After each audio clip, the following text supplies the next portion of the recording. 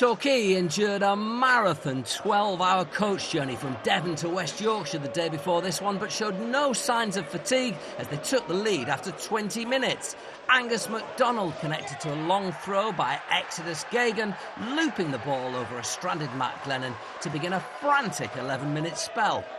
Familiar territory for Halifax, who've only won one of their last 18 league games, but they were level 4 minutes later when a free kick from Jake Hibbs created havoc in the Torquay box and Jordan Burrows stabbed home from close range.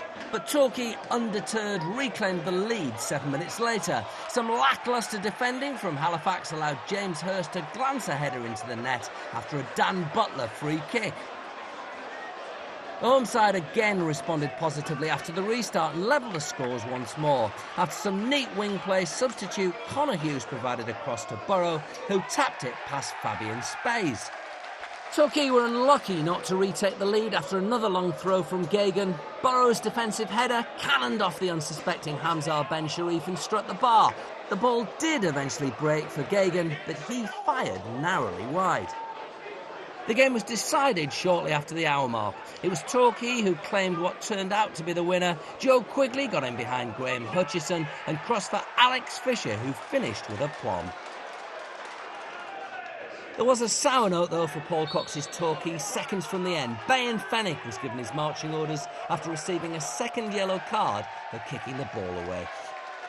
There was a second win of the season for Torquay, leaving Halifax still waiting for their first point. Grimsby Town faced their second newly promoted opposition of the week, and after battering Barrow on Tuesday, the Mariners enjoyed the perfect start against Bromley.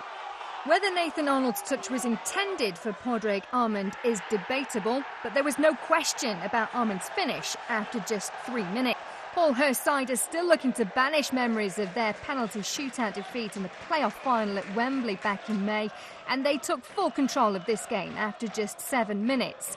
Omar Bogle brought down inside the area by Jack Holland, referee Richard Wigglesworth pointing to the spot. Bogle signed from Solihull Moors in the summer, took the spot kick himself, just finding a way past Alan Julian. And the home support at Blundell Park saw their side take a 3-goal lead after just 25 minutes. Josh Gowling's header across goal volleyed into the net by Armand for his third goal in 3 games as a Grimsby Town player. Conference South champions Bromley responded before half-time. A well-worked move, a cross by Joe Anderson and an accurate header from Callum Davis, giving the Ravens a glimmer of hope. But it was Grimsby who continued to dominate after the break. Craig Clay's cross almost deceived Julian, but the Northern Irish keeper did well to scoop the ball out from under his crossbar. The home side sealed the victory with the goal of the game on 89 minutes. An incisive break through the Bromley back line, ending with Jack McCreth finding Clay for his first league goal in a year, confirming Grimsby's second 4-1 victory of the week. National League new boys Boreham Wood faced a trip to the Gateshead National Stadium on Saturday after 1 win and 1 defeat so far this season. Ian Allison's side are learning what the division has to offer. Gateshead were losing playoff finalists in 2014 but laboured to a mid-table finish in the last campaign. Top scorer Ryan Bowman almost produced a spectacular moment for the home crowd in the opening stages of the game. But it was clear the Wood had no fear heading into this one as Graham Montgomery stung the palms of keeper Sam Russell from 25 yards. The visitors were in front on the half hour. Billy Clifford the provider as Jamie Lucas timed his run to perfection to slot past Russell. The Welshman has only been at the club for just over a week, but he scored half of Boreham Wood's goals this season. Any route back into the game for the hosts seemed to revolve around Ryan Bowman, the striker unable to get his head over the ball from this cross as the pressure began to build after half-time. New Gateshead manager Malcolm Crosby has assembled a new-look team on Tyneside, and it was 2 summer signings that combined for the equaliser. Josh Gillies with a wicked ball into the area, and that man Bowman stretched to head home with a third of the game to go. There was just one corner in the entire match, but it proved to be a crucial one. Gillies once again with the delivery, Bowman again with the finish. The 23-year-old scored a dozen for Torquay last season. His 4 goals so far in this campaign make him the top scorer in the National League. Wrexham bounced back from their opening day defeat at Bromley by turning over Torquay in midweek. They took on winless Aldershot and broke the deadlock after 20 minutes. Whereas York playing poacher for Gary Mill's side in front of 5,000 fans at the racecourse ground. It was one-way traffic for the Welsh side in the second half. Dominic Vose causing trouble down the left flank. His cross-come shot found Javen Vidal. A brilliant save by Phil Smith, but James Gray nodded over the line for his second goal of the season. And Aldershot's agony was complete in stoppage time. Caden Jackson turning shots defender Luke Oliver, with the centre-half hauling Jackson down inside the box. Vose calmly stepped up to seal the win for Wrexham. It's now 11 matches unbeaten at home for the Dragons, while the visitors are without a win in 7. After an uneventful first half, Cheltenham gave their fans something to cheer about following the restart. Skipper Aaron Downs powered home after 51 minutes from a Jack Munns corner. Billy Walters went close to making it 2-0. Some neat one-touch passing allowed the striker to beat the defence, but the angle was just too tight. After some intense pressure, Cheltenham extended their lead when Amari Morgan-Smith opened his account for his new side with this deft finish. And the former Oldham Athletic frontman celebrated his second 6 minutes later to make it 3-0. Another cross from Munns was headed back across goal and Morgan-Smith nodded home from close range. Delight then for Cheltenham manager Gary Johnson. That's his first win of the campaign. But Southport struggling to get going. They are yet to score this season. With Macclesfield without a win and without a goal this season, the visit of Welling United already had a must-win feel for John Askey's side. Askey was certainly indebted early on to his goalkeeper Shwan Jalal, the Iraqi international having to be at his very best to keep out George Porter's long-range strike. But it went from the sublime to the ridiculous at Moss Rose. Welling keeper Tom King didn't cover himself in glory.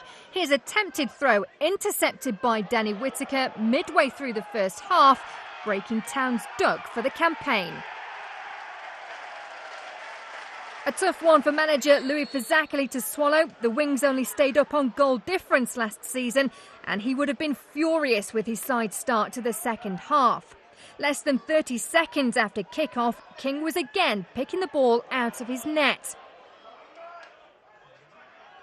Christian Dennis began his career at Moss Rose, now a Stockport County player and back at Macclesfield on loan. Dennis struck to give the Silkmen a priceless 2-goal advantage. Fazakerley responded by bringing on centre-forward Sar Kaba, a match winner on match day 1. And Kaba was straight into the thick of the action for the visitors, playing Rhys Harris in on goal, but Halal once again proving up to the task. The striker, signed from Gloucester City in the summer, was able to make an impact on the game, converting King's long clearance for what proved to be a consolation in injury time. A much-needed win for Macclesfield, just their second in their last 11 matches. Woking fans have raised £10,000 to finance an operation for last season's top goalscorer Scott Rendell, who's to undergo knee surgery after suffering an injury on the opening day. Manager Gary Hill was hoping for all 3 points to repay the home support, but it was the visitors who threatened early on, the ball falling kindly for George Bowerman, whose shot ended just wide of the post. John Goddard came close later on, a dangerous cross from Jake Caprice into Altringham's box, eventually trickling towards Goddard, whose second attempt flew over the bar. Woking showed off some crisp passing to create a chance for new loan signing Dan Holman. Giuseppe Sol with a neat through ball, but the striker was denied by Stuart Coburn.